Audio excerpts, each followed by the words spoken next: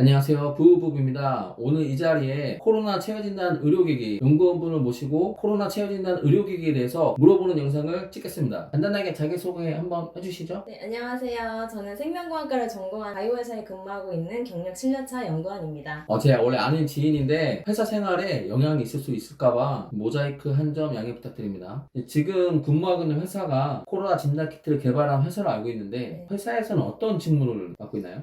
제가 지금 근무하고 있는 회사는 의약품 품질 분석과 그다음에 진단키트 연구 개발 그리고 여러 분석 시험을 의뢰받아 시험하는 회사인데요.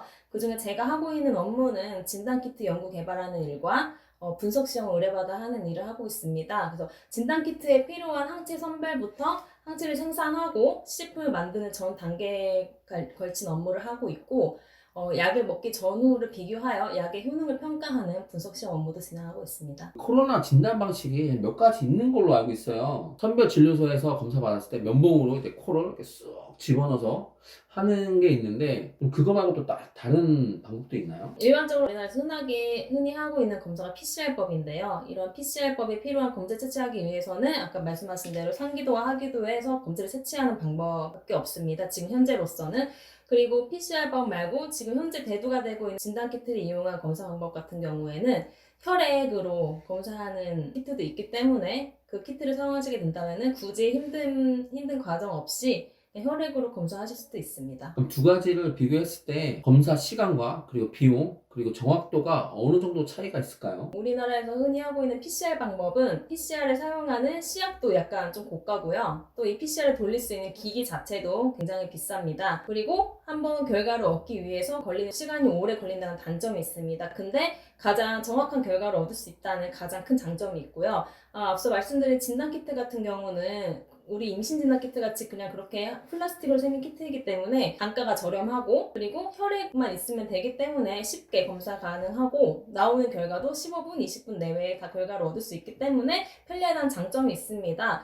그러나 단점은 PCR보다는 좀 덜 정확한 결과를 얻을 수 있다는 단점이 있습니다. 그럼 이제 키트나 PCR 방법으로 검사를 진행했을 때 뉴스에 보면은 음성 판정을 받았다가 뭐 하루 뒤에 혹은 뭐 몇 시간 뒤에 다시 이제 검사를 했을 때 양성으로 이제 다시 판정이 바뀌는 경우가 있는데 그거는 그럼 진단 방법에 대한 부정확도 때문인 건지 코로나가 몸속에서 발현되는 그 시간 차이 때문에 그런 건지 일단 바이러스가 우리 몸에 들어오게 되면은 면역체계가 발동해서 IgM, IgG 같은 이런 항체가 만들어지게 되는데요. 이런 만들어지기까지 시간이 다 절차가 있기 때문에 시간이 어느 정도 걸리게 됩니다. 그래서 이것이 만들어지기 전에 검사를 하게 되면은 아직 만들어지는 과정이기 때문에 음성이다라고 나오는 경우가 있을 수도 있고요. 검체 같은 경우는 이제 하기도 상기도를 채취를 한 후 검사소로 옮겨지는 과정에서 좀 시간이 걸리거나 어떠한 문제가 생길 경우 검체가 손상되면서 또 오류가 잘못된 결과가 나오는 경우도 있습니다. 코로나뿐만 아니라 일반 진단 키트를 구현하는 게 좀 수월한가요? 왜냐면 제가 요즘에 면접을 보러 다니는데 코로나 진단 키트 개발 회사들이 진짜 엄청나게 많아요. 최근 코로나 진단키트가 여러 회사에서 많이 나오는 것은 이 코로나 바이러스를 잡을 수 있는 항체를 개발한 회사가 이 항체를 여러 회사에게 팔면서 항체를 산 회사들이 키트를 만들고 이런 과정을 거치기 때문에 아마 여러 회사에서 진단키트를 나와서 쉽게 만드는 것처럼 보이는 것 같습니다. 근래 영국발 코로나 변종 바이러스가 다 유행이라고 하는데 그 백신 회사에서는 영국발 변종 코로나 바이러스도 백신을 맞으면 예방 효과가 있다고 말은 하고 있습니다. 그러면 진단 키트에서도 변종 코로나 바이러스에 대해서 진단이 가능할까요? 물론 이거는 아직 검증을 하지 않은 상태이기 때문에 정확한 답변은 얻을 수 없겠지만 그냥 연구원님께서 생각하시기에 바이러스가 이렇게 있으면은 영국 변종 코로나 바이러스가 어떻게 변종이 됐는지 확인이 안 되기 때문에 지금 이제 검진 키트로 이제 검사가 될 수 있을지는 불확실하다고 합니다. 감염자가 만진 물건을 다른 사람이 만졌을 때도 감염의 가능성이 있다고 하셨는데 그럼 그 바이러스가 생존할 수 있는 그런 뭐 시간이 긴가요? 물질마다 다른데요. 일반적으로 우리가 흔히 사용하는 종이박스, 플라스틱 이런 거는 짧게는 하루, 길게는 3, 4일 이렇게까지 생존이 가능하다고 얘기가 되고 있습니다. 그럼 요즘 엘리베이터 보면은 항균 필터라고 해서 버튼 누르는데 항균 필터가 있어요. 지금 뭐 그런 것들이 막 한 달, 두 달씩 부착되어 있기도 한데 그런 것들이 효과가 있을까요? 그런 항균 필름들의 주 성분이 구리, 그러니까 CO, 구리라는 성분으로 되어 있는데요. 이 구리에 이 바이러스 안에 이 구리의 성분이 침투하게 되면은 바이러스의 움직임을 교란시키는 작용을 합니다. 그래서 어느 정도 바이러스를 죽이는 효과가 있다라고 얘기를 많이 하는데요. 구리 성분이 있는 곳에서 바이러스가 생존할 가능성은 한 4시간 정도 생존이 가능하다고 얘기를 하고 있습니다. 그래서 4시간 후, 4시간이 지나면은 바이러스는 사멸을 하게 되고요.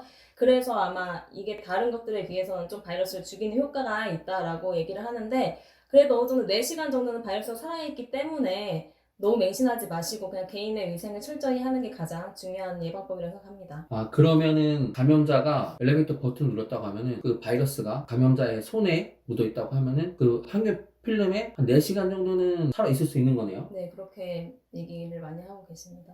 항균 필터를 무조건 맹신하지 마세요. 코로나 진단키트를 개발하면서 연구를 할 때 그 바이러스에 많이 노출이 될 것 같은데 그때는 어떻게 그 예방을 하면서 연구를 진행을 했는지 좀. 일단 진단키트를 연구할 때는 직접적으로 코로나 바이러스에 노출될 일이 전혀 없습니다. 왜냐하면 키트를 만들 때는 이미 다 분리가 된 항체를 사용하기 때문에 전혀 바이러스에 노출될 위험이 전혀 없고요.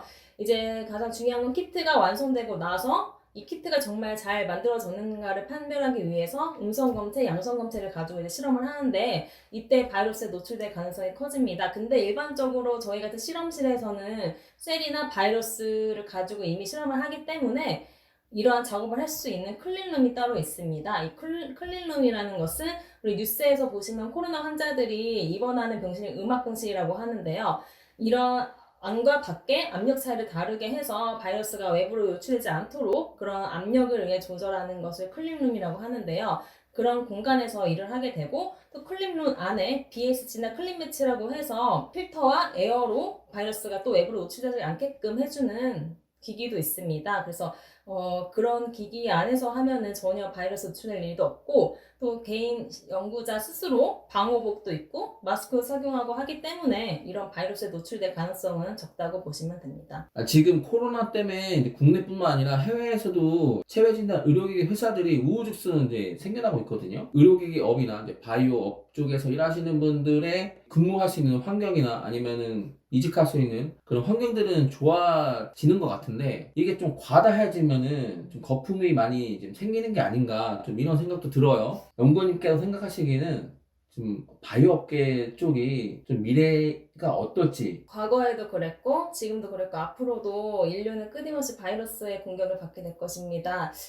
그래서 이러한 뭐 메르스, 사스, 코로나 같이 사회적으로 이슈된 질병이 발생했을 때 가장 큰 주목을 받는 곳이 이런 질병을 검사하는 바이오 업계나 신약, 백신을 개발하는 제약회사들입니다.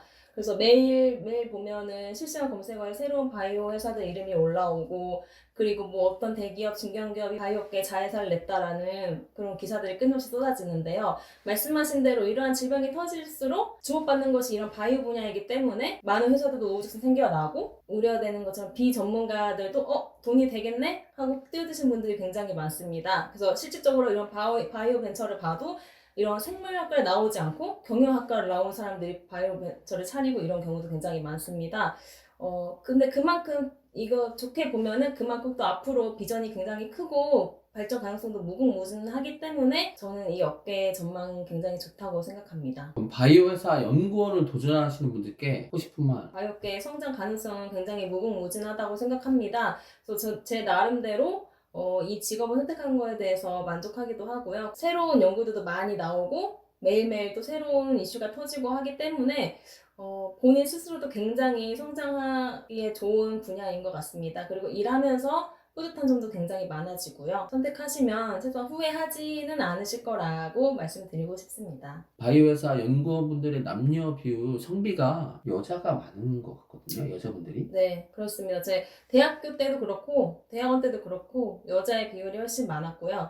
지금 현재 근무하고 있는 회사에서도 여자가 80%, 남자가 20% 비율을 갖고 있습니다. 그래서 바이오 회사를 가면은 그 연구직뿐만 아니라 다른 직군에서도 이상하게 여성분들의 비율이 타 업종에 비해서 좀 높은 것 같아요. 제가 이전에 다녔던 그 이제 체외진단 의료기 회사에서는 일하시는 여성분들의 외모가 좀 다른 회사에 비해서 좀 우월하셔가지고 큰 빌딩에서 이제 여러 회사들이 이제 근무를 하는데 그 소문이 났다고, 저 회사는 이쁜 분들 많다, 소문 났다고, 이런 얘기도 있었고, 어떤 그 여직원분은 그 엘리베이터나 이런 데서 그 타 회사분한테 고백을 받은 적도 있다, 뭐 이런 얘기도 뭐 들은 적도 있었거든요. 참고하세요.